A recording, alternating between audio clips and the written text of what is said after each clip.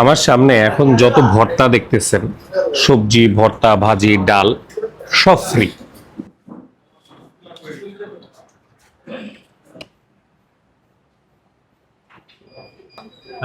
Thank you.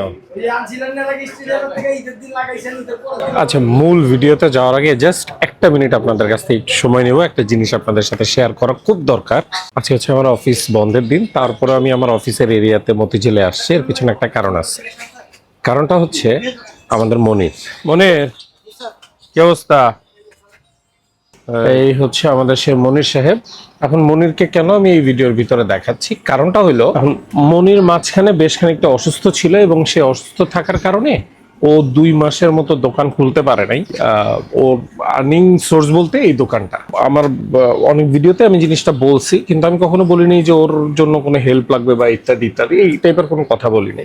কিন্তু এই জিনিসটা ফিল করে আমাদের এক আপু, কিন্তু আমি এক্সট্রিমলি সরি, আমি ওনার নাম বলতে পারবো না, উনি আমার সাথে মেসেজে যোগাযোগ করেন এবং বলেন যে ভাই, আমি মনির ভাইয়ের জন্য কিছু কিছু টাকা পাঠাইতে চাই, উনি কিছুটা হেল্প করতে চান। আমি বললাম যে ঠিক আছে। তা ওরও আবার কিছু ট্রিটমেন্টেরও ব্যাপার ছিল, যে কারণে অসুস্থ ছিল। এই যে এখনো বেল্ট টেল্ট পরে আছে, ওর কোমরে একটু ডিস্টার্ব। ওই আপু ওর জন্য কিছু টাকা পয়সা পাঠাইছে। তো এই জিনিসটা আমি একটু রেকর্ডে রাখতেছি, কারণ এই জিনিসটা রেকর্ডে রাখাটা ইজ ভেরি ইম্পর্টেন্ট। এই হচ্ছে ওনার পাঠানো সেই টাকাগুলো। টাকার ফুল অ্যামাউন্ট হচ্ছে 20,000 টাকা। মনির, এই যে তোমার টাকা, গুনে দেখো ঠিক আছে কিনা। এইমাত্র উঠে নিয়ে আসছি যদি এখান থেকে। হ্যাঁ, এখন ওই আপুর নাম তো আমি নিতে পারলাম না, তারপরেও তার জন্য তুমি দোয়া করবা। আর ওটা বাচ্চা বুচ্চা যদি যায় কিছু দোয়া, তাহলে আমার জন্য করো বা আমাদের জন্য করো। আপনি আমার জন্য যেটা করছেন আমার অনেক। না, আমি করি না, ওই আপা করছে। আমি আন্তরিক, হ্যাঁ, আপনাদের কাছে খুবই কৃতজ্ঞ। আচ্ছা যাক, সমস্যা নেই। আপনার জন্য অনেক দোয়া রইলো, আপনার জন্য রইলো। আপনি যেটা করছেন আমার বিশাল হেল্প হবে। আচ্ছা, ওর হয়তো চিকিৎসার জন্য আরো লাগলেও লাগতে পারে ইন ফিউচার। আমি যদি কখনো সম্ভব হয় আবার হয়তো আমার ভিডিওতে আমি আপডেট দিব। আমার ফেসবুকে মূলত এই আপডেটগুলো থাকে। তাহলে এই পর্যন্তই। এখন আপনারা মূল ভিডিওতে যান। এই অংশটুকু দেওয়াটা আমার জন্য ভেরি ইম্পর্টেন্ট ছিল, কারণ এটার জন্য আলাদা কন্টেন্ট তো আর বানাইতে পারবো না। সো আপনাদের কাছ থেকে এই সময়টুকু আমি নিয়ে নিচ্ছি। তাহলে এখন মূল ভিডিওতে চলে যান তাই। আচ্ছা, এই পুরা রোজার মাসে মোটামুটি 5 স্টারে গেলাম, মধ্যবিত্ত ক্লাসের রেস্টুরেন্টেও গেলাম, ভালো ব্যয়বহুল রেস্টুরেন্টেও গেলাম। একটা জায়গায় যাইনি, সেটা হচ্ছে যে পোলাপান মানে ছাত্র ছাত্রীরা কোথায় যায় তারা রাতের খাবার খাবে বা রোজার সময় সেহরি টেহরি করবে, এই জিনিসটা সংক্রান্ত কোনো ভিডিও আমার কাছে নাই। তো চিন্তা করলাম কেননা সেরকমই একটা জায়গায় আসা যাক। আর এটা হচ্ছে ঢাকা ইউনিভার্সিটির খুব আশপাশ এলাকা, বেশ পরিচিত, বেশ জনপ্রিয় এবং বলা যায় স্টুডেন্ট বান্ধব একটা রেস্টুরেন্ট, যেখানে রাতের খাবার সেহেরি সবই পাওয়া যায়। চলেন ঘুরে আসি মামা হোটেলে। খাইছি সের আগে কোনোদিন? না, ও খায় নাই, আমি খাইছি। আবার চলেন যাই মামা হোটেল। গতবার যখন মামা হোটেলে আসছিলাম, তখন আসছিলাম হচ্ছে আমাদের রায়হান ভাইকে সাথে নিয়ে। রায়হান ভাইকে সাথে নিয়ে না, রায়হান ভাই আমাকে নিয়ে এসেছিল। তো এইবার একা একাই আসছি। রায়হান ভাইয়ের আবার এরা খুব পরিচিত, আমার আবার এরা একেবারে অপরিচিত। চলেন যাই। আচ্ছা, আমরা এই মামা হোটেলের যিনি মামা, জি, তার ছেলে, বড় ছেলে বড় ছেলেকে আমরা পাইছি, হচ্ছে রাজু ভাই। ভাই, এই মামা হোটেলের হিস্ট্রিটা কি? মানে বাবার মুখে শুনছি, মার মুখে শুনছি, 82 সাল থেকে শুরু হয়েছে এটা। 82 সাল থেকে রেস্টুরেন্ট তার 82 সালে পায় নাই। আব্বাও আগে সারে হল, জো হলের সামনে আগে অনেক মোটা মোটা গুলো গাছ ছিল। ওই গাছের নিচে বসে বসে সে বড় ডেক্সি দিয়ে খিচুড়ি বিক্রি করতো। সে ওখান থেকে পরিচিতি পায় মামা মামা মামা। তারপর আস্তে আস্তে এটা ছিল, এই মার্কেটটা ছিল বাবুপুরা বস্তি। আর এই বস্তির মুখে ছোট্ট একটা দোকান নেই, সে ছোট্ট একটা দোকান খুলে মামা হোটেল। এই বস্তি ভেঙে মার্কেট হইলো, মার্কেটে দোতলা দোকান নিল, এই দোকান চলতেছে। মার্কেটে এটা দোকান দিছে কবে থেকে? 2002 সাল থেকে। কাস্টমার তো মনে হয় আপনার স্টুডেন্টই। সব ক্যাম্পাসে বাইরে আমার আশা করা যায় না। ঠিক আছে, আইটেম তো মোটামুটি আছে আজকে। সব মোটামুটি আছে, আলহামদুলিল্লাহ। তাহলে চলেন আমরা এখন খাওয়াই মনোযোগ দিই। আমরা পেঁচালে বিশ্বাসী না। আমার সামনে এখন যত ভর্তা দেখতেছেন, সবজি, ভর্তা, ভাজি, ডাল সব ফ্রি। তবে এখানে একটা টুইস্ট আছে, ছোট্ট টুইস্ট আছে। সেটা হচ্ছে যে আপনাকে অবশ্যই মূল আইটেম অর্ডার করতে হবে। মানে আপনি মূল আইটেম যদি অর্ডার করেন, তাহলে আপনার জন্য ভর্তা, এই ডাল, সবজি এগুলো ফ্রি হবে। না হলে আপনাকে অবশ্যই এগুলোর দাম পে করে তারপরে যাইতে হবে। সত্যি কথা বলতে আমি ইদানিং একটু খাওয়া দাওয়া কম করার চেষ্টা করতেছি। কিন্তু এই ধরনের খাবার যখন আপনার সামনে থাকবে তখন এটা একটু কম খাওয়াটা ইজ ভেরি বিপদ। মানে কম খাবো কিভাবে তার মধ্যে যদি এত ফাও খাবার থাকে, কারণ জাতিগতভাবে আমি বাঙালি। বিষয়টা হচ্ছে কি, এটা হচ্ছে রুই মাছ ভর্তা। এখন মূল আইটেমের সাথে যদি আপনার কপাল ভালো থাকে, ধরেন একদিন রুই মাছ ভর্তা বানাইছে, তখন আপনি এটা ফ্রি পাবেন। কিন্তু ধরেন যে আপনি মূল আইটেম মানে নাই বা নেন নাই, আপনি ভর্তা দিয়ে খাইতে চাচ্ছেন, তখন শুধুমাত্র এই ভর্তাটার দাম পড়বে 130 টাকা। আমরা ভাই মূল আইটেম খাবো। ভর্তাটা দেখেই তো ভালো লাগতেছে, একদম সেই। আহা। আচ্ছা, আমার তথ্যে বা তাদের দেওয়া তথ্য যেটা আমি বলতেছি, সেটাতে যদি কোনো গরমিল পান অবশ্যই আমাকে একটু জানাবেন, কমেন্টে জানাবেন, তাহলে আমাদের সবারই উপকার হবে। বিসমিল্লাহ। এখন মামা হোটেলের একটা বৈশিষ্ট্য আছে, আমি শুনছি যে এদের বেগুন ভর্তাটা নাকি অমায়িক বেগুন ভর্তা হয়। ইভেন আমি যখন মানে ঢুকতেছি রেস্টুরেন্টে, তখন এক ভদ্রলোক এখান থেকে খেয়ে যাচ্ছে, আর তাদের এক ওয়েটারকে বলতেছে, আরে যেই একটা বেগুন ভর্তা খাওয়াইছিলি, মানে আজকে একটু আগেই বেগুন ভর্তাটা আসছে, এর জন্য বেচারা পায় নাই।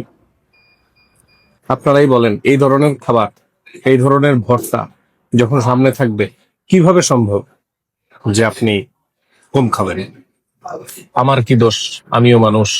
আমার বেশ পছন্দের একটা জিনিস হচ্ছে এই মরিচ পেঁয়াজ ভর্তা, মানে শুকনা মরিচ দিয়ে পেঁয়াজ দিয়ে একটা ভর্তা। কিন্তু সঙ্গত কারণে এই জিনিসটাকে আমি স্কিপ করে যাব, এই জিনিসটা আমি খাবো না। আহা, ভালো জিনিস খাইতে পারলাম না। আর আজকে লাস্ট ভর্তা হিসেবে আমরা খাবো হচ্ছে আমাদের এই যে এই ডাল ভর্তা। বেশ খানিক ডাল দিয়ে। ও, এর ভিতরে মাছের কাটা পাইলাম কে? আই মাছ দিয়ে করছে ভাই, ডাল ভর্তার ভিতরে কি মাছ দেওয়া হয়? ও, এটা মাছের মুড়ি ঘন্ট ভর্তা। ও হো হো হো হো হো। ঘটনাটা এখানে প্যাচ খাইছে। আমি তো মনে করছি ডাইল ভর্তা, কিন্তু এই হচ্ছে মাছের মুড়ি ঘন্টর ডাইল ভর্তা। এই যে মাছের কাটা, তার প্রমাণ। যাক, এটা একটা ভালো জিনিস। সিরিয়াসলি, এগুলো তো মূল আইটেমের সাথে ফ্রি। আমি টাকা দিয়ে কিনে কিনে এক একটা ভর্তা, আমি ভর্তা দিয়ে খাই, আমি একদম ফুল খাওয়া শেষ করতে পারবো। এত খানিক মজা লাগছে আমার প্রত্যেকটা ভর্তা, মানে যে তিনটা অ্যাটলিস্ট খাইলাম। আর এটা হচ্ছে আমাদের আজকের মানে ভর্তাবিহীন যদি বলেন যে কোনো কিছু মূল কোর্স, সেটা হচ্ছে এটা মগজ। কোনো রেস্টুরেন্টে মগজ আছে আর আমি সেই মগজ অর্ডার করি নাই, এরকম হিস্ট্রি মনে হয় আমার কোনো ভিডিওতে এখন পর্যন্ত নাই। তবে এই মগজটা হচ্ছে সেই মগজ, যেই মগজটাকে একেবারে ঝুরি ঝুরি করে ফেলানো হয় মশলার সাথে। অনেক জায়গায় আছে একটু ডাটো ডাটো মগজ থাকে, ওই মগজটা আমার বেশি পছন্দ। তবে এখানে পেঁয়াজের উপস্থিতি বেশ ভালো পাওয়া যাচ্ছে, এবং ঝুরি করে ফেললেও কিছুটা তো মগজ দেখা যাচ্ছেই। এই মগজের এক বাটির দাম হচ্ছে 130 টাকা। মোলায়েম মগজ, মনে হচ্ছে কি জ্বালাইতে জ্বালাইতে এখানে জ্বালাই দিচ্ছে। যখন আমাদের এখানে এনে দিছে, বাটির মধ্যে এটা সিজনিং করতেছিল। আমি আর জিসান খুব অনায়াসে দুজন খাইতে পারবো এই মগজ দিয়ে, এবং সাথে কিছু ভর্তা টর্তা মিক্স করে মনে করেন কাজ হয়ে যাবে। আর এবার আমরা অর্ডার করছি হচ্ছে তাদের খাসির কলিজা। এই খাসির কলিজাটার দাম হচ্ছে 150 টাকা অনলি। আমরা তাদের কাছে জিজ্ঞাসা করছি যে এটা কি শিক্ষিত কিনা, তারা এই সংক্রান্ত কোনো তথ্য দিতে পারে নাই। সো নিজস্ব রিস্কে খাবেন। ধরেই নিচ্ছি এটা অশিক্ষিত খাসি,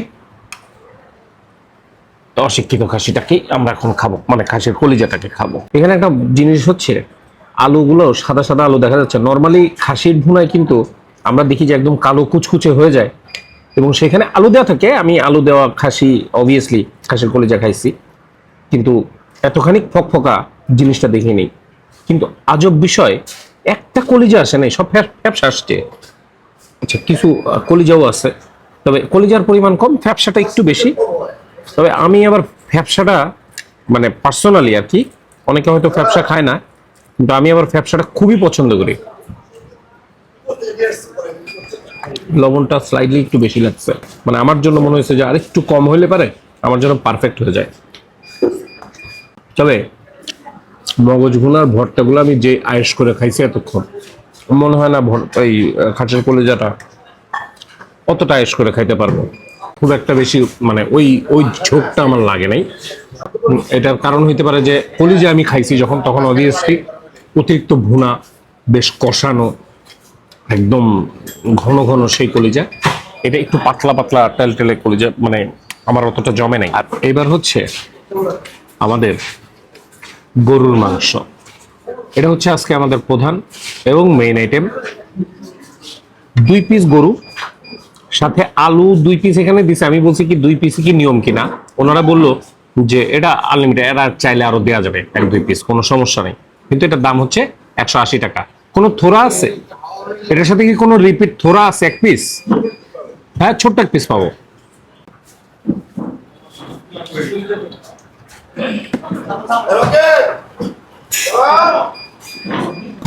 এই গরুর মাংসর এই সিস্টেমটা, এই আলু, বড় বড় আলু দেখে বলেন তো কার কথা মনে পড়ে গেল? আজকাল ভয়ঙ্কর ভাইরাল সে আলুটা।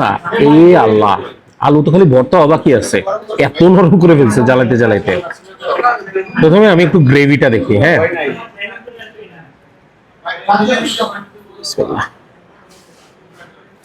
ওহো, তেলটেলে পাতলা ঝোলের গরুর মাংস, স্লাইড মশলা, মশলার উপস্থিতি খুব মেপে। আর এই হচ্ছে আমাদের মাংস, একেবারে নরম। তো আলু দিয়ে একটু মাখায় নেই, বুঝছেন? অসাধারণ লাগে আমার কাছে এরকম পাতলা তেলটেলে ঝোলের, যখন অল্প মশলার কিন্তু কষানো বেশি গরুর মাংস হয়। ওহো, সুপার। পরিমাণ নিয়ে অনেকের কমপ্লেন থাকতে পারে যারা এই ভিডিও দেখতেছেন, আমি অলরেডি জানি, কিন্তু স্বাদ ভাই সবসময় তো ওই যে ঘন ঘন খাই, আজকে একটু টেস্ট চেঞ্জ হয়েছে, অসাধারণ লাগতেছে, অসাধারণ।